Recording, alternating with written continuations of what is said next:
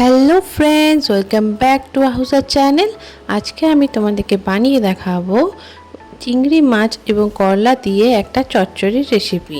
খুবই সহজ একটি রেসিপি, চলো তাহলে দেখে নেওয়া যাক। এটি বানানোর জন্য সবার প্রথমে এখানে আমি মশলা নিয়ে নিয়েছি। এখানে সরিষা এক চামচ নিয়েছি ধনে, এক চামচ নিয়েছি জিরে, আর এখানে দুটো শুকনো লঙ্কা। এগুলোকে আমি একটা মিক্সচার গ্রাইন্ডারে পেস্ট করে নিয়েছি এবং এখানে নিয়েছি একটু করলাগুলোকে এইভাবে টুকরো করে নিয়েছি। এদিকে আমি একটা পাত্রের মধ্যে তেল দিয়ে দিচ্ছি, কিছুটা পরিমাণ সরিষার তেল দিয়ে দিলাম। এটা গরম হয়ে এলে আমি এর মধ্যে দিয়ে দেব শুকনো লঙ্কা কুচো। শুকনো লঙ্কাগুলো একটু ভেজে নিয়ে তার মধ্যে আমি দিয়ে দিচ্ছি পেঁয়াজ কুচি। পেঁয়াজটাকে একটু ভালোভাবে নেড়ে চেড়ে নিতে হবে। 2 মিনিট এইভাবে পেঁয়াজটাকে ভেজে লাল করে নিতে হবে। তারপর এক এক করে বাকি মশলাগুলো অ্যাড করতে হবে। এই রেসিপিটি খুবই সহজ এবং খুবই মজাদার হয় খেতে, ভাতের সাথে খেতে খুবই ভালো লাগে এবং খুবই তাড়াতাড়ি হয়। তোমরা অবশ্যই কিন্তু একবার বাড়িতে ট্রাই করে দেখো, তোমাদেরও আশা করি খুবই ভালো লাগবে। এখন আমার পেঁয়াজটা মোটামুটি ভাজা হয়ে গেছে। এখন আমি এর মধ্যে দিয়ে দিচ্ছি করলাগুলো কুচো করে রাখা ছিল, সেগুলো এখন অ্যাড করে দিলাম এবং পেঁয়াজের সাথে এটা ভালোভাবে একটু নেড়ে চেড়ে নেব। 2 মিনিট এইভাবে নেড়ে চেড়ে নিলে করলার মধ্যে তেতো ভাবটা অনেকটাই চলে যায়। এখন এর মধ্যে আমি অ্যাড করে দিলাম 1/2 টিস্পুনের মতো হলুদ গুঁড়ো।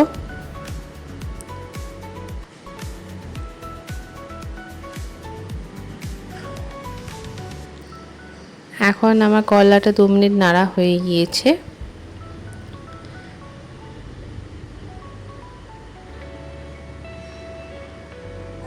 এইভাবে খুবই হালকা তেলের মধ্যে এগুলো নেড়ে নিয়েছি।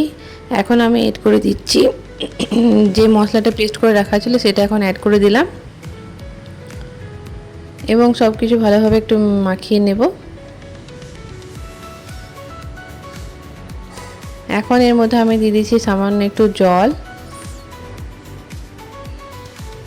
এইভাবে একটু নেড়ে চেড়ে নিতে হবে।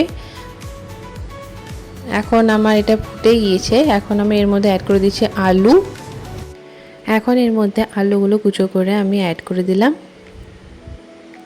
এবং সব কিছু একটু ভালোভাবে মাখিয়ে নেব। দেখতেই পাচ্ছ খুবই সিম্পল একটা রেসিপি, তোমরা চাইলে যে কোনো সময় ঘরে বানিয়ে নিতে পারো। এখন আমি এর মধ্যে দিয়ে দিচ্ছি চিংড়ি ভাজাগুলো। যে চিংড়িগুলো আমি একটু নুন হলুদে ভেজে রেখেছিলাম, সেটা এখন এর মধ্যে অ্যাড করে দেব এবং এটাকে একটু সেদ্ধ করে নিতে হবে ভালোভাবে।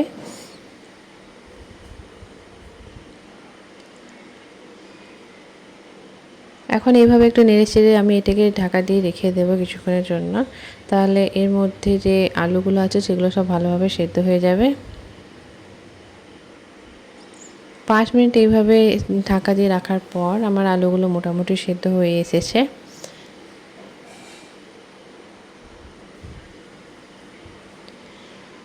দেখতেই পাচ্ছ এখন আমার রেসিপিটা পুরোপুরি রেডি। এখন এর মধ্যে হালকা একটু জল অ্যাড করে দিচ্ছি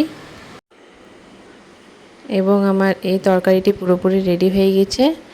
দেখতেই পাচ্ছ একদম কত সুন্দর হয়েছে দেখতে। এটি দেখতেও খুব সুন্দর, খেতেও কিন্তু খুবই টেস্টি। ভাতের সাথে খেতে কিন্তু খুবই ভালো লাগে। তোমরা কিন্তু অবশ্যই বাড়িতে ট্রাই করে দেখবে এবং কেমন লেগেছে আমাকে কিন্তু অবশ্যই কমেন্ট করে জানিও। আমার রেসিপিটি যদি তোমাদের ভালো লেগে থাকে তাহলে কিন্তু অবশ্যই লাইক, কমেন্ট এবং সাবস্ক্রাইব করতে ভুলবে না। ভিডিওটি পুরোটি দেখার জন্য অসংখ্য ধন্যবাদ।